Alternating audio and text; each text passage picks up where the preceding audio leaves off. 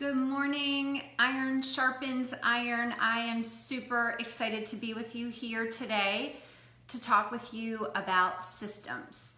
And I will tell you from the beginning, when we were discussing which topics we wanted to cover each day during this training, Caroline mentioned to me, because I've talked about systems before at a diamond retreat that we had a few years ago, but she asked me if I would be willing to talk about my systems. And I said to her, I feel like that's so boring.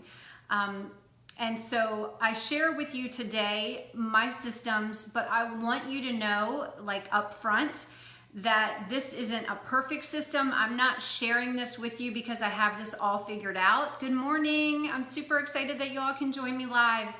I share this with you just because after 7 years as a coach, I had to have systems in order to make this sustainable for the long term. And so I'm going to share with you what has worked for me, but please don't think that I'm telling you this because, this is the perfect system. This might not mesh with your style. And so, I would just encourage you to take what I share today and figure out a way that you can create your own system that is sustainable for you.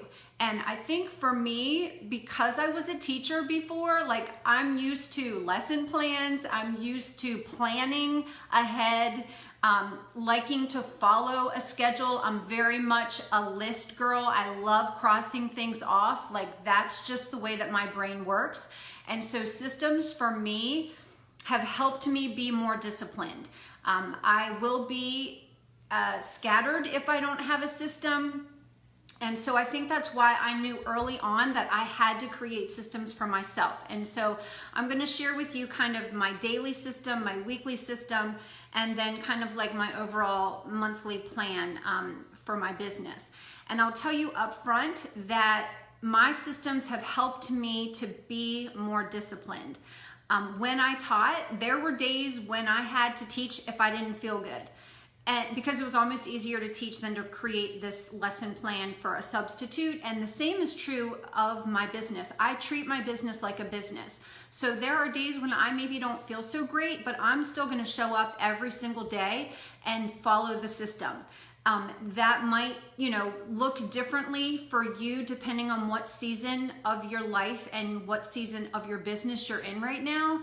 I'm just going to share with you, from my experience and what season I'm in. And that's today 7 years different than it was when I first was a brand new coach. Because when I was a brand new coach, I had a son who was still home with me. 2 of my boys were in school, 1 of them was still home. And so I utilized those power pockets. I utilized nap time. I did a lot more in the evening after my boys were in bed. But I can tell you from where I'm sitting right now that consistency that I did for that first full year as a coach enabled me to build the momentum that I needed so that now, 7 years later, it looks a little different. I'm not having to hustle as much in the evenings because I was consistent with my system and I was disciplined. And that's what I want to say to you is that if you, like me, I often feel unworthy to do this. I'm just going to be very transparent with you. I'm not, as I mentioned in my training last week, I don't have a lot of experience in marketing or business, to be quite honest. And so it's easy for me to feel unworthy to do this. But what I've learned is that if I just show up every day and I'm consistent and I just authentically have a desire to serve and love, it's just worked out. And so let me just share with you, for my daily system in the season that I'm in right now, I get up at 5. I spend the first hour of my day with Jesus, having coffee, reading my Bible, and pray for that first hour. And then at 6 o'clock, I do my workout. I loved how Caroline said yesterday that, she works out with her daughter, but for the season that I'm in right now, I love that I get my workout done while my boys are still asleep. And then during the school year, which obviously, right now it's a little different for me, but I like having that done so that when they start getting up around 7, I can be fully present with them from 7 to 8, and then I take them to school 8-ish. But so, you know, my workout is usually 6 to 6:45-ish, and then I have some time to make that first post on social media, and I'll tell you in a little bit how I plan for that and how I've created a system for that. And then check in with my groups really quickly, because what I try to avoid, and I'm not always great at this, but the word before the world. So, you know, I cut off social media for myself in the evening and purposefully, you know, have to put my phone down so I'm not checking in.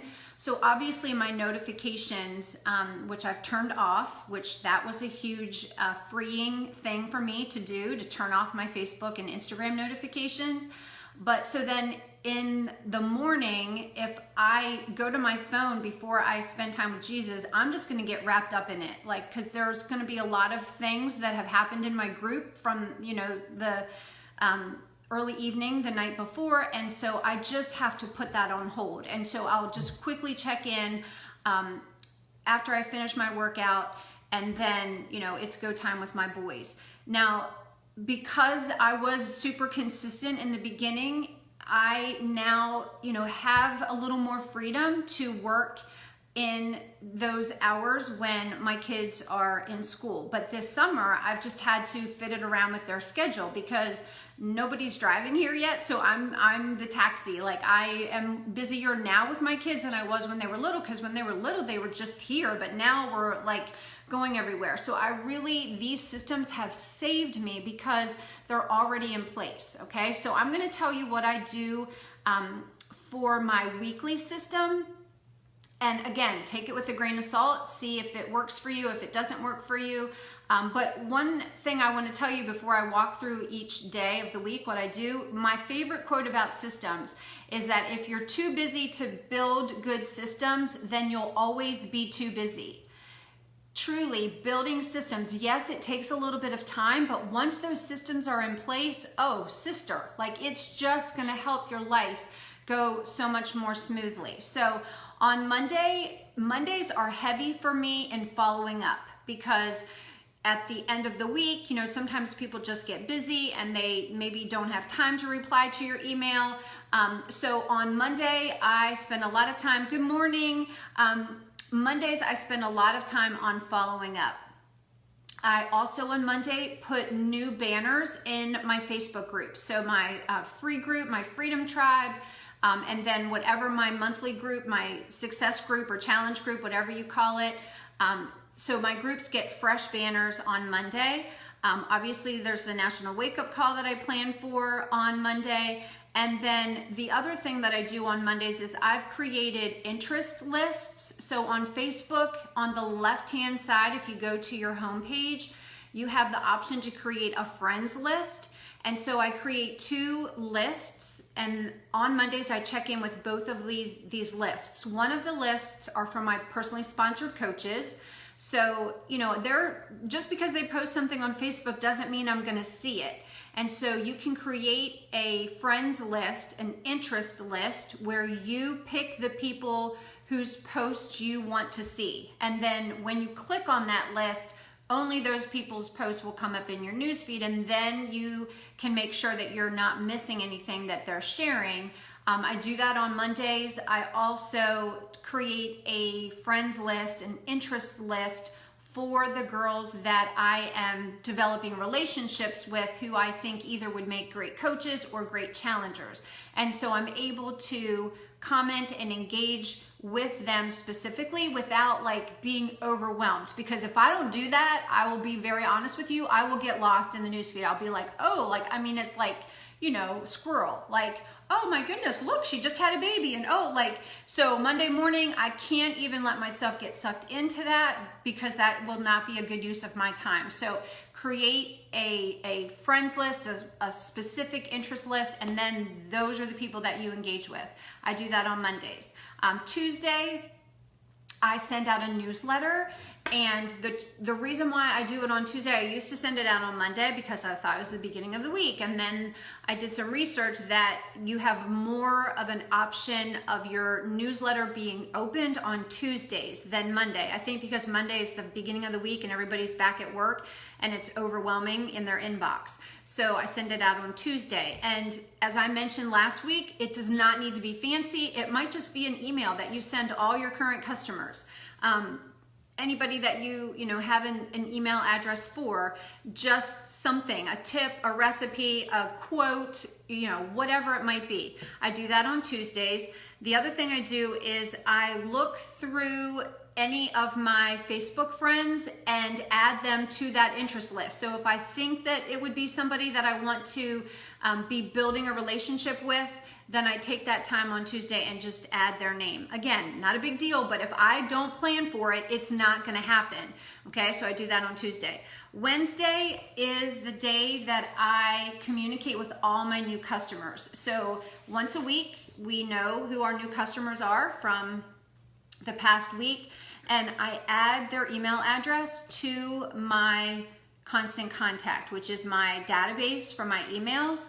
I send them a new customer welcome packet, which has a Shakeology loyalty program in it. If they're a Beachbody On Demand customer, I have a different email for them.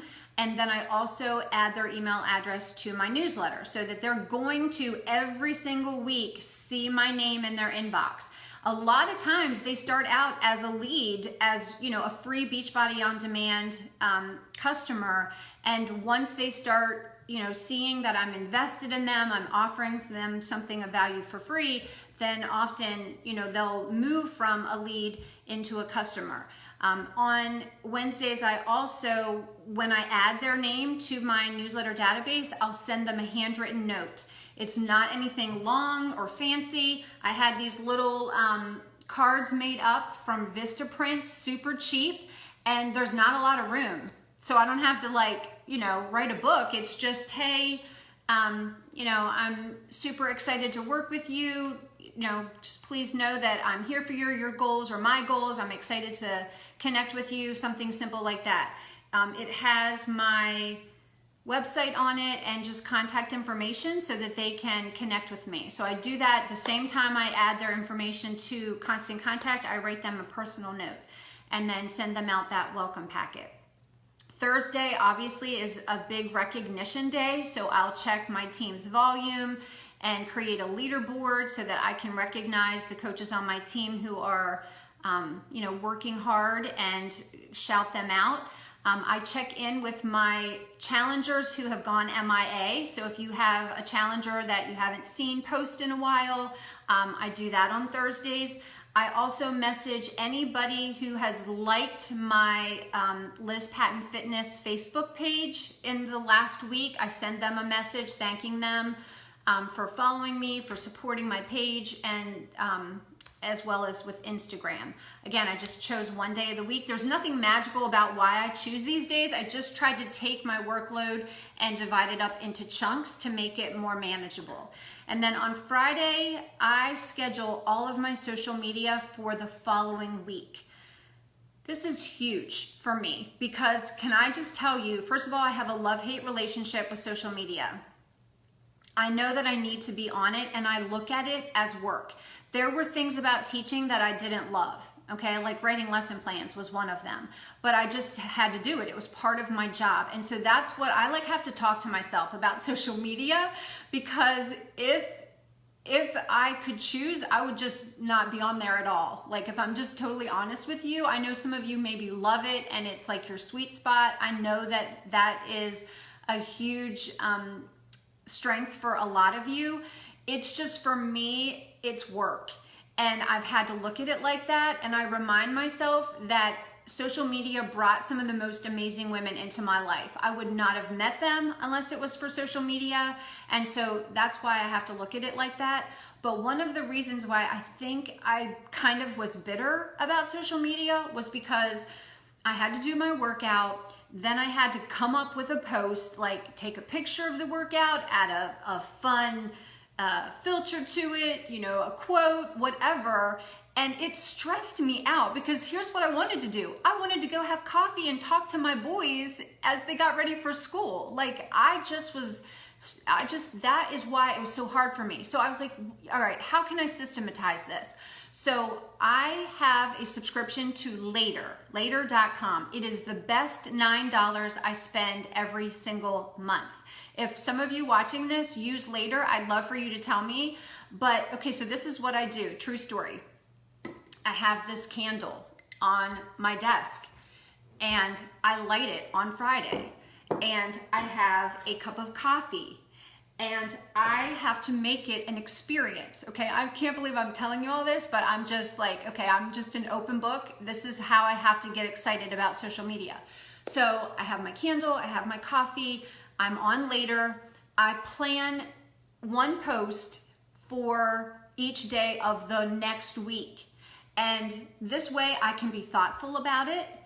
I can make sure that I'm well representing my brand. So is there something about fitness? Is there something about my family? Is there something about my faith? Is there something about food? Like, I'm not just all the time posting the same exact thing. I'm well representing myself. I can see it. I can think about it. That's just the way I work. I marvel, like I've been with Michelle before and she can just like whip out like that morning, just this amazing post. I'm not that girl. I have to plan for it. So Later lets you do that. It lets you look at what it's gonna look like on your Instagram feed, and it lets you schedule it. Now I know some of you schedule right in Facebook.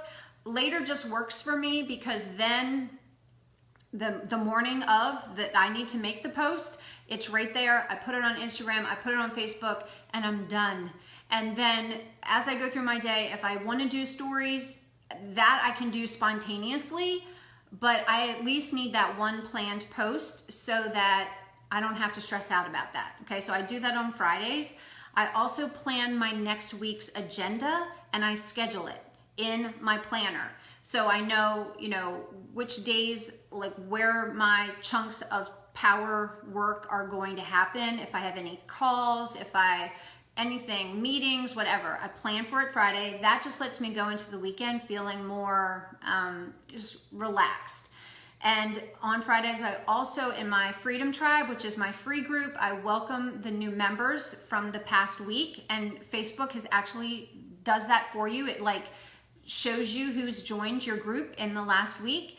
So I welcome them, and I also ask for prayer requests from that community so that I can pray over those girls. So that is like what I do each day. And if you guys have questions about anything that I am talking about, please ask away, okay? I am an open book.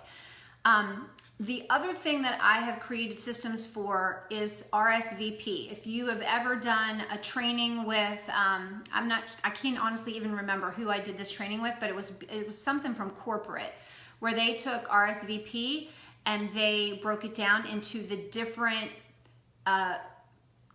people that we deal with as coaches. So the R is recruiting. The S is, I gotta look at my notes, sharing and selling. The V is for your very new people, very new coaches, and then your P is for your performance, your performers, the people who are really performing on your team. And you need to every day work with those 4 groups of people. So again, I had to systematize that to make sure that I was not letting anything fall through the cracks for myself and for my business. So for recruiting,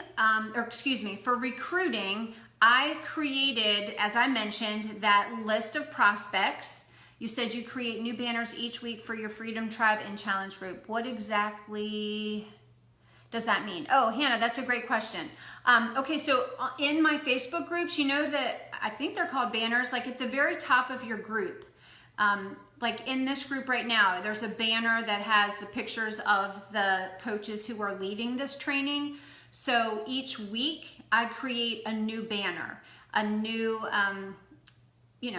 at the top of your Facebook group, just to keep it fresh, just so they know that like, hey, she's still here with me. She's invested in me. I use Canva to create those banners.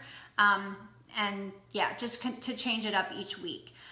So with recruiting, as I mentioned, I create that interest group on Facebook. So I'm constantly seeing the girls who I think would be great coaches or great challengers. I'm seeing their stuff and I am able to engage with them, and that keeps me more focused. Yeah, for sure. And then as far as recruiting, on Fridays, what I do is when I have noticed a girl in my Freedom Tribe, which is that free group that I talked about, if I notice that she's really stood out, if she's really encouraging other people, on Friday, I will ask her, have you ever considered doing what I do as a faith and fitness coach? Or, you know, you are such a sweet encouragement to our tribe. Have you ever considered doing what I do? Again, picking a day, it's silly, but it just helps me make sure that I am not going to forget to do that. So the last thing I want to say about recruiting, and I know that a lot of you, because I've seen it in your Power of Fives, that part can be really stressful. And so what I want to tell you is you just control the controllable. So I try and reach out to 3 people each week to ask that question to. Have you ever considered doing what I do? But I don't stress out about it because I can only control what I can control. And I just let the rest in God's hands. And you know what? Sometimes there aren't 3 people that week that I want on my team. When I was a brand new coach, I mean, I was like asking anybody who would, you know, sign up. Like I just was not, and I loved what Caren said yesterday in her video. You know, if this is not somebody that my gauge, she said about being in the same cubicle, my gauge is this a girl I would want to have coffee with? If I would not enjoy meeting her for coffee, I don't want to ask her to be a coach on my team. And so, you know, you control the controllable.